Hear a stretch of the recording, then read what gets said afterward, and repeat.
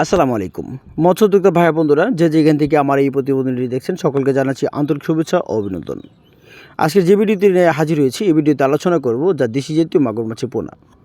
আমরা অনেকেই দেশি জাতীয় মাগুর মাছের পোনা পুকুরে চাষ করে থাকি।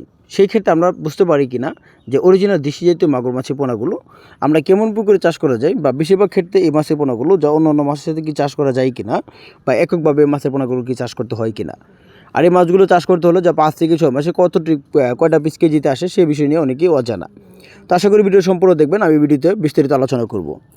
যে সকল চাষিরা দেশি জাতীয় মাগুর মাছের পোনা পুকুরে চাষ করতে চান তারা অবশ্যই দেশি জাতীয় মাগুর মাছের পোনার জন্য ভালো পুকুর নির্বাচন করতে হবে। অর্থাৎ বেশিরভাগ ক্ষেত্রে যে পুকুরগুলো বন্যামুক্ত, আর দ্বিতীয় কথা হলো পুকুরের জন্য 4 থেকে 5 ঘন্টা রোদের তাপমাত্রা পড়তে পারে, ভালো বাতাস পড়তে পারে এমন একটা পুকুর নির্বাচন করতে হবে।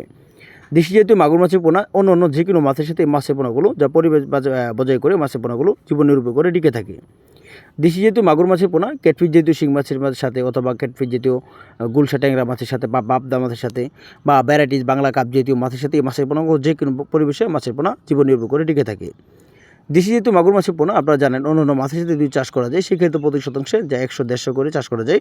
আর যদি কোনো চাষি এককভাবে কালচার করে থাকে তাহলে প্রতি শতাংশে 250 থেকে 300 পিস করে চাষ করা যায়।